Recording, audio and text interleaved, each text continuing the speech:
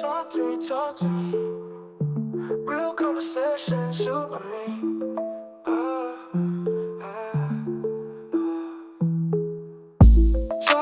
Talk to me. Laughs and insights, wait and see.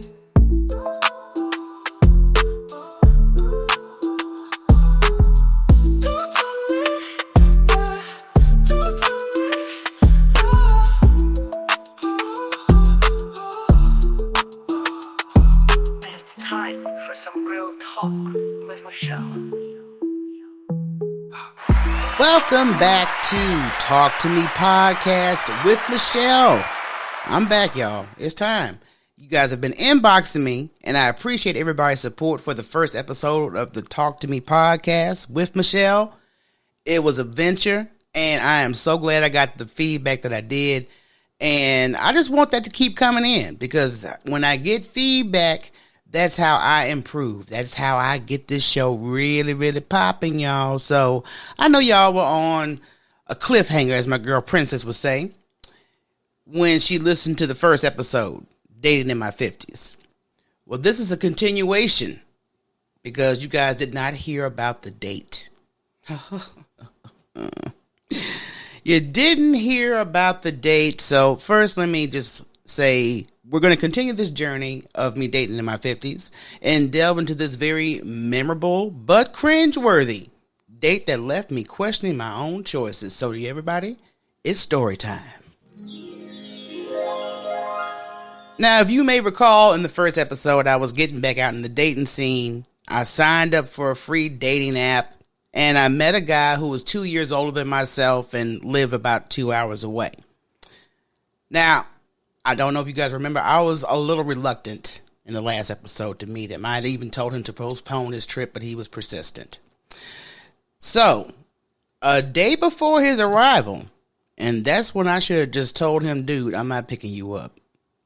But a day before his arrival, he sent me this photo. What was the photo of, Michele? Well, good question. So glad you asked me. It was a photo of a Wonder Woman engagement ring priced at $50. That's a 50 period 00. Now, I don't know what he was thinking, because, see, when we were engaging in conversation, and sometimes I had to kind of go along the Comic-Con conversation train, since he was a big fan of Comic-Con, like we previously discussed, and he was a major Green Lantern fan. That's why I titled the episode the way I titled it. So with this Wonder Woman ring, I'm thinking, oh, that's cute. You see, you hear my response? That's cute. Was it going to be like a keepsake or something? Because I'm not a woman to put a major price tag on engagement rings. I do think that sometimes an engagement costs more on your way to the altar. So I don't put a big stickler on that, but a comic book ring, my dog. It was almost like a Cracker Jack box effect. If you guys are old school, you know what Cracker Jack used to be, that little caramel covered popcorn. It would come in these small boxes with a little sailor on there, and they would have like a little mini prize in the box. So if they were doing a promotion for a Wonder Woman that week, and I happened to have one of those boxes with a ring in it, oh yeah, I would have a different effect. But an engagement, I don't know, see, already he's digging himself in the hole before he even hits the ground in my city. He may have thought it was a romantic gesture. He might have. But this is our first date. And see, this is one thing I want men to stop doing. Stop playing like women are stupid. Some of them do fall for it, but don't be thinking because you say, I want to get married, and you sending me pictures of engagement rings. Well, see, a picture is not on my finger. And number two, if it was on my finger, I would really tell you, I would like to keep this for a keepsake. I'm not going to accept this as an engagement ring. I'm sorry. You guys can call it whatever you want. It's just when a man is proposing to the woman that he wants to spend the rest of his life with and build and grow, I don't want to make that statement with a Wonder Woman ring. I'm sorry. Let's get to the first impressions. So, of course, I'm picking him up from the bus station. I pull up. He almost blends in with some of the homeless folks. I'm not going to even lie. He almost blends in. He was just a little groomed facial wise. And I pull up and he starts walking toward my car. This is when I realized when he used to complain about his knees when we were on the phone calls.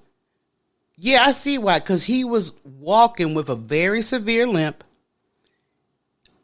In my mind, and I know this is low of me, but when I saw him start coming toward my car with that limp, that Fred Sanford and Son music started playing in my head. He wasn't dressed like he was ready to meet a woman that he had been talking to and had the intentions of a relationship or dating, whatever you want to put out there. So I'm like, oh God. Michele, stop being so judgmental. Stop being judgmental. You've been talking to him all this time. Let's see if the in-person interaction meshes. Not gonna lie to you. With me already checking him mentally before he got to my car, I already knew it was gonna be downhill from there. Whenever you meet up with a person and you're really not vibing them, in order to vibe them, you have to make these inside jokes mentally. At least I do. So we decide we're going to go out to lunch. We go out to lunch. And one of the things I noticed as we're sitting across the table from each other, he was like rambling and doing that damn complaining shit again. This is what I don't understand. So you traveled all this way to complain, and something I was already in your ear about when we were consistently on the phone. I don't want to hear that shit. I don't want to hear you complaining. I don't want to get into no knee-deep conversation about Comic-Con, especially now because see, you've had that window. It is time to get to know each other, vibe each other personally. But I'm noticing the lack of eye contact he has with me. When you're on the spectrum, eye contact is one of the things you struggle with. And that's why I started wondering, okay, is he autistic? Maybe, he's been diagnosed, didn't tell me. Maybe he didn't want to tell me. These are just me trying to reason within why he's not looking at me whatsoever while we're talking and eating. And again, with the redirection of conversations. So, we wrap up lunch. And my sister made sure, she said, look, I'm going to be at work that day. I need you to swing by so I can at least meet him before you guys go out. You know what? I already had a preset notion in my head because my sister and I, we are homies for life. And we know how we may react to certain things before it even happens. So I already knew. I said, oh my God, she going to look at this man and it's not going to be good. I already knew it was not going to be good. So we get to her place of business. And as we're crossing the street to get to the building, because she works like on a retail strip, we're walking to get to her building, which is a very short walk. He is limping his ass off. I'm telling you, he is limping to the curb, taking a second or two to get up the curb, hit the sidewalk. And I see my sister walking towards us. Now, my sister's face is classic. For when she doesn't verbalize it, her face is going to say it for her. And it was a very short distance. I want to say, I can't even tell you, less than 100 feet, okay? So her face is squinted. Now, the sun was out that day, so I'm thinking, please let that be the sun in her eyes. Please let that be the sun in her eyes, because her face right now is very obvious. So by the time she gets up to us, her face is like maybe in the 75-80% range of being fixed.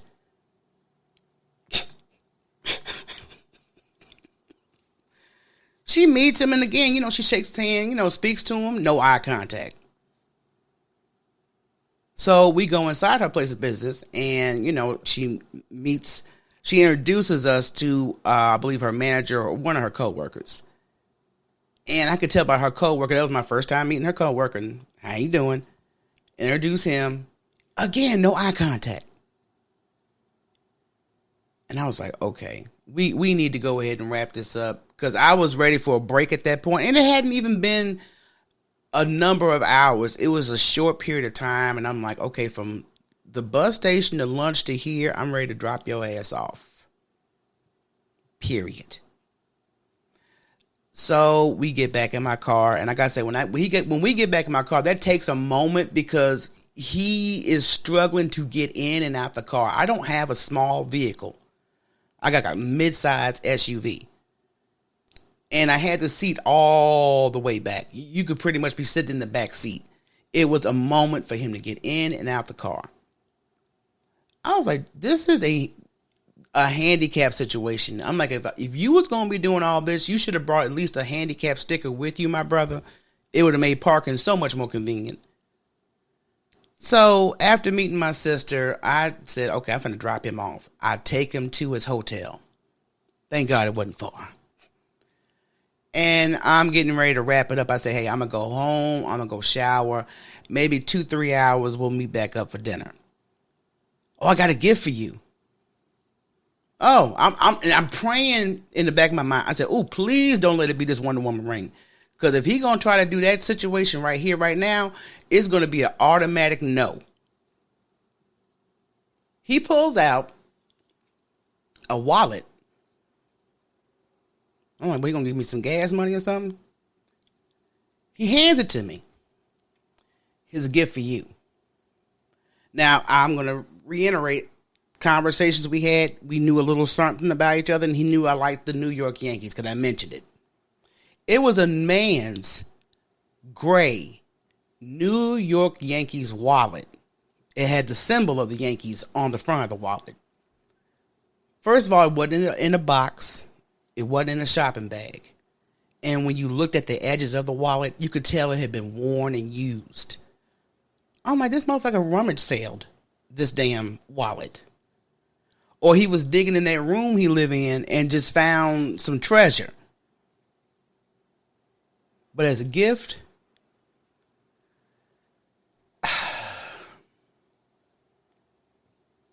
I didn't know how to react. Because my face, I'm sure, was like my sister's face. What? This is not good. Oh, I was ready to go home and shower for a long time. Just being in his presence, I wanted to shower. So I left. And I ain't gonna lie, when I got in the car, I threw that damn wallet to the side. I was just like, anyway. I should have waited and threw it in the trash, but I was being petty in the moment. Y'all know. So I go home.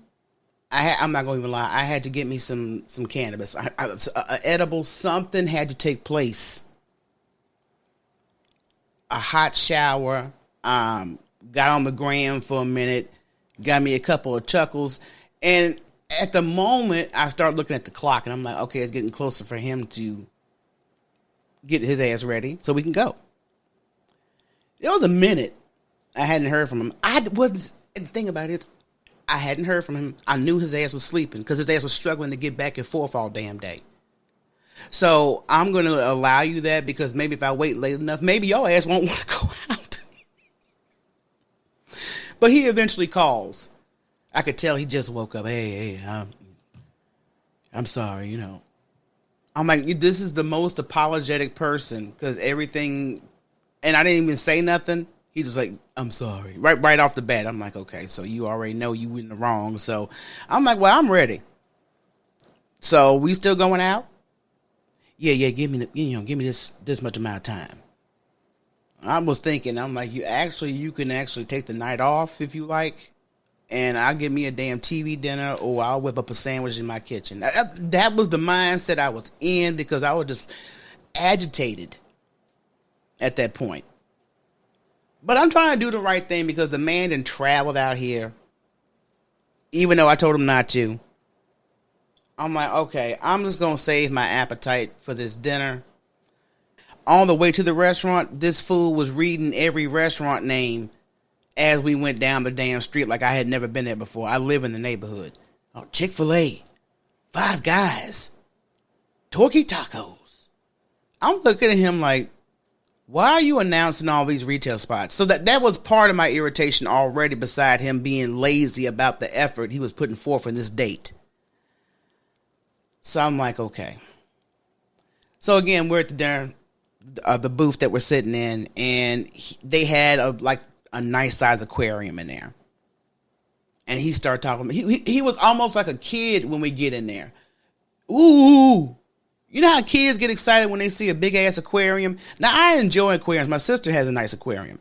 But I just don't react that way. I'm just like, oh, it's a very nice aquarium. I wonder what kind of that saltwater fish. You know, I'm doing it like that. But he's like, ooh, ooh. So I'm like, okay, we get into this booth. We sit down. He has to sit so he can look at the aquarium like a child. So that's like back to the chit chat, trying to drum up some chit chat, no eye contact. We order, and I wanted to make my dinner quick. I was not going to be explicit and be up in there all night. I said, let me give me a salad and a cocktail.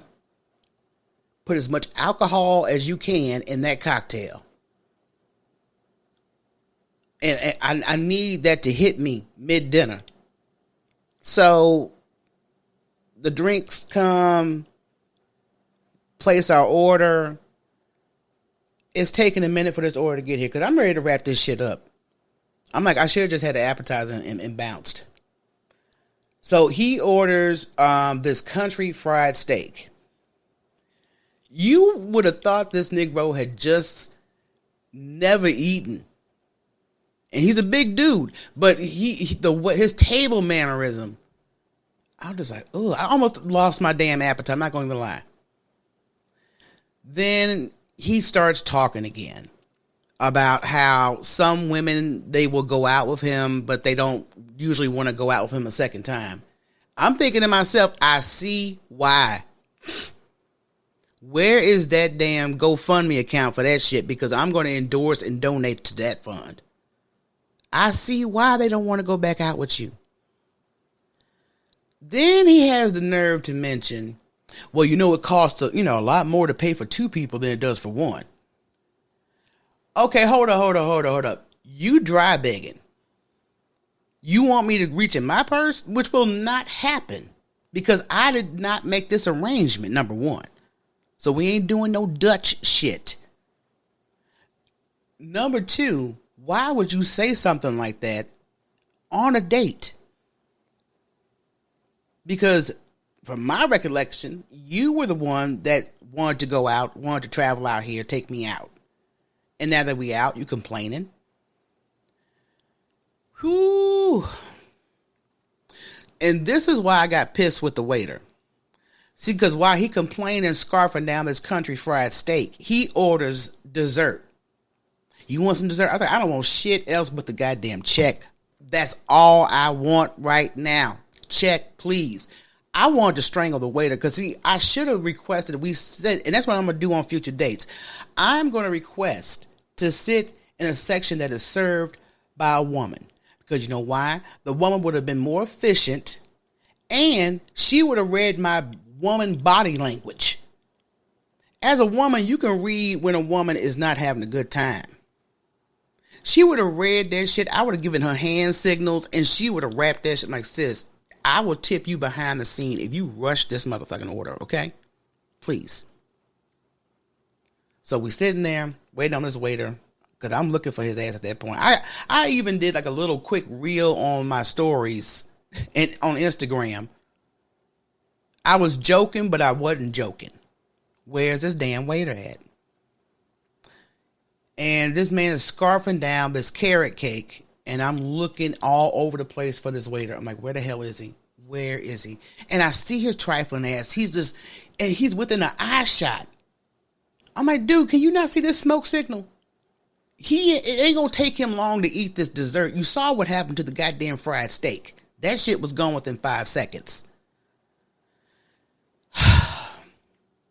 And I didn't mention how he was dressed. I thought he was getting ready to go to the gym. Here I am. I had gotten all cute. My sister had just hooked my hair up with my braids. My face was beat. I had worn this little sundress.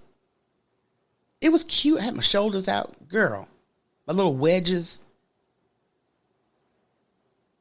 And this Negro come out here with a matching green knee-length shorts and a green matching top. I'm like, either that's his favorite color or he taking this Green Lantern shit too damn far. I think it was option B. Not gonna even lie. So once the waiter finally gets a clue and brings the check back to us, I wanted to slap the shit out of him. I'm not gonna even lie. I was just like, dude, what took you so long? Where you been?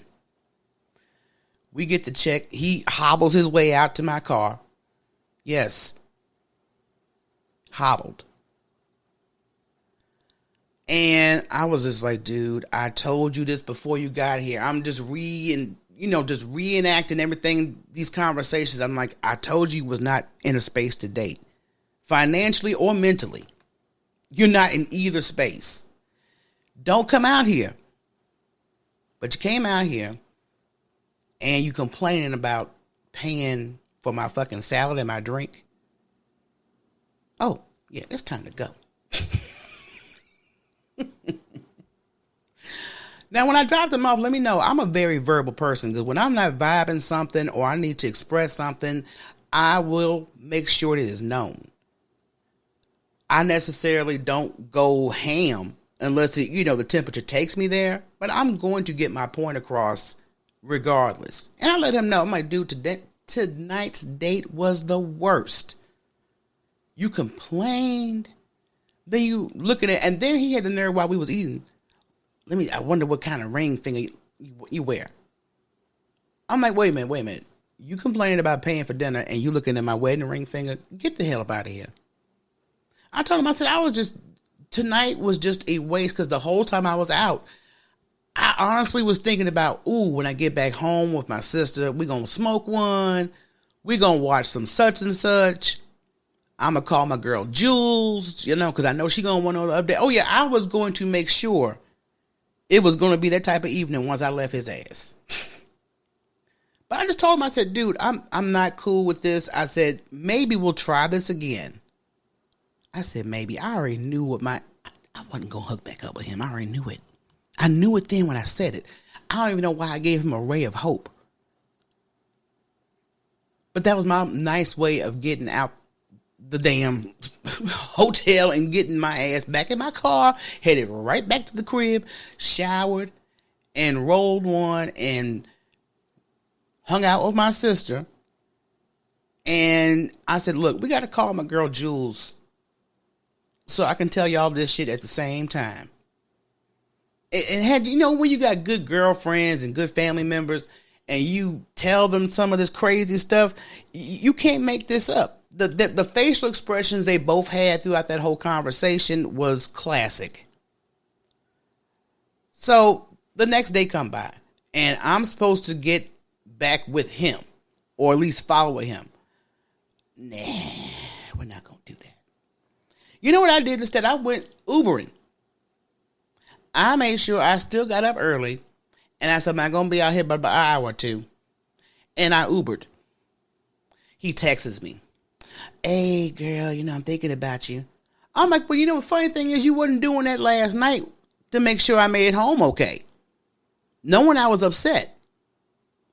So you got time to think about me now? Oh, how convenient. Then he tried to call me. I didn't answer. And I just texted him back. I said, look, I'm working right now. I will call you momentarily. Now, after I do a few rides, I'm good. I said, okay, now it's time for me to head back home. But first, let me pull over. And call him. I call him. Oh, hey, baby, I was thinking about you. I said, you know what? I'm going to get to the chase.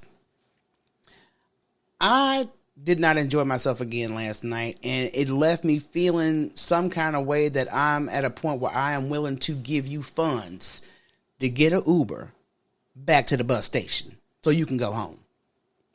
I don't think we should hang out no more. Silence.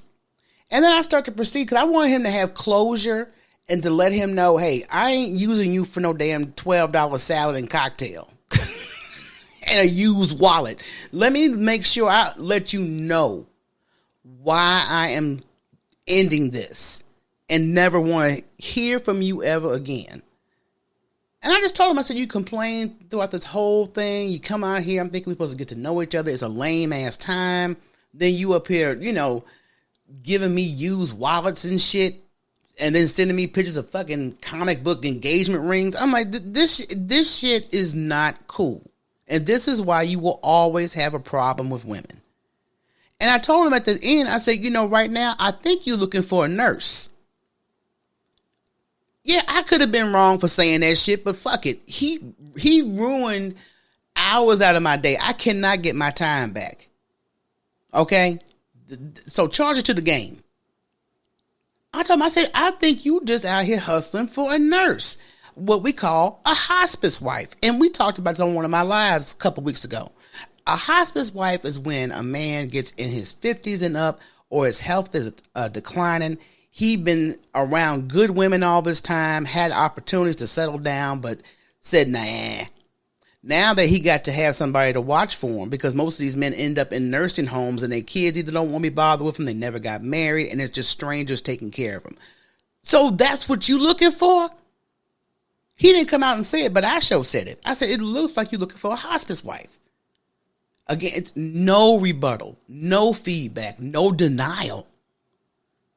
I said, well, look, do you have a Zelle or a Cash App? Because I'm going to send you some Uber money so you can get a ride back because I'm done. Oh, I ain't got that. What? We in an age of digitally transferring money. You ain't got no type of system set up where you can electronically send funds.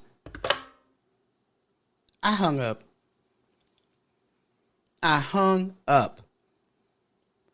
I was just so irritated. I'm like, I don't even want to talk to this man no more. You're wasting more of my time. And if you thought I was going to swing by your hotel to drop off some money to your ass, I think not. Either you got some way for me to get it to you because it was offered to you. I hung up. Did not hear back from him. Not another text because I think I did block him. I ain't gonna lie. I blocked his ass. I couldn't do it. I'm just like, no, But the moral of this story is I've got to start trusting my inner gut and not cramming myself into something that doesn't fit. Yeah, I was trying to do something different, but there was just too many signs, flags. It was a damn fire engine rolling down the street on fire. That's what I got in this scenario. But I just thought, oh, look at that fire. That's how I reacted to it. That's the truth. So that's just what I'm going to do moving forward. It does not dampen my hope in the dating game. It's just filtering a lot better and not being, wanting to entertain something that you really ain't vibing. Now, my advice for men, don't think y'all getting off the hook. Please be in a good mental space. That is just so important because I know a lot of black men don't really feel emotionally connected when they can express themselves sometimes. But just be in a good mental space. Prioritize character over appearance. I always say that there's a lot of men out here that are passing up on a herd of good women. Yeah, I said a herd of good women. Good women only come across your life only a few times. It's not as back to back as you think. And a lot of men that I see that have these issues with women, they usually go for the thoughts. I mean, that's just, and I'm like, well, because you keep selecting the all the apples with the worms. That's why. This is why you have this attitude. So look for, character over appearance because, see, y'all relying on these BBL heifers and don't know how to cook because their lashes is covering their fucking view. It's just that type of thing. Y'all get your stuff together, y'all. And love yourself first. I would recommend that for both men and women. Love yourself first. Love yourself so much that you know that you don't have to deal with certain energy. You don't have to entertain every situation that comes across your table. Everybody don't deserve a response. That's how I've been really moving on social media. I'm like, look, if you disrupt my peace, you out. I'm not going back and forth. I'm just bye. So I got to take that same attitude when it comes to me dating. Now, my future plans. I did talk to my homegirl Drama, who's a stand-up comedian. Her ass is ignorant. About her dating process, because she's in a real good space. And I said, I need to get some advice from Drama. I really didn't even have to ask. We were having a conversation. It just came up about how she met the guy she's seeing now. And she was like, you need a character reference. You need to get with somebody who knows somebody you know. I said, you know what, girl? That is a good idea. Because at least when this is one of my people, and if I need a character reference, they're going to keep it straight with me. They're going to keep it straight with me. I don't have to have no guessing games. I pretty much know what I'm getting into beforehand. So, with her saying that, all things considered, why did I reach out to comedian Ali Sadiq?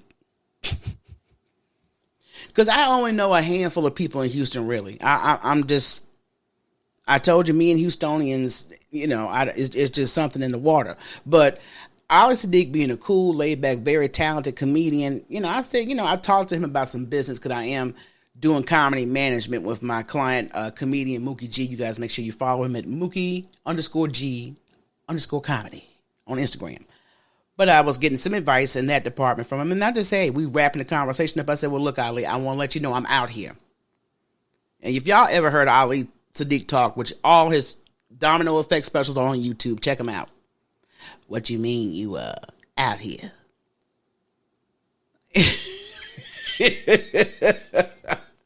I'm out here. If there's somebody you think I would, mingle with well and vice versa, just keep me in mind. And that's all I said. Now, am I expecting Ali Sadiq to make a love match? No, I'm not. But I will put it in his ear just in case it may come across something that he said, oh, that might be Michele's flavor. And my homeboy, Michele, might be his flavor. So something like that would be real nice. But like I said, I'm taking it day by day. It's not on my to-do list every day. It is what it is. I'm just keeping my mind open about it. Even though it has closed a little bit since that last situation, but that was my own damn fault. So I ain't going to blame the dating game for that shit. But I appreciate everybody tuning in to this episode. I make sure you guys have all the damn tea. I would like for you guys to, share the podcast. If you haven't subscribed yet, please hit that subscription button. I try to have an episode out at least every Wednesday for right now. That's my schedule. That will, give me a chance to record and get everything uploaded. Also, make sure you go to Amazon and purchase my cookbook, Mama's Kitchen Cookbook. Over 300 recipes, Southern cuisine, and you're going to get some nice East Coast dishes in there as well as family stories and memories. The next episode, we're going to go Uber. Because I got so many things I need to bring to the table when it comes to people who ride Uber and how your etiquette really can affect your experience. And I know we got some stank ass Uber drivers out here. Trust me, I've heard nightmares. But see, I'm talking about from my perspective because I am a respectful driver. I make sure that you get to your destination safely and timely. I don't be blasting my music. I don't be on my phone. So I make sure I provide a certain etiquette to my clientele when I'm doing that. But I want the passengers to realize, still my car. Thank you guys again for tuning in. I appreciate your support. I will see you guys next week. Peace.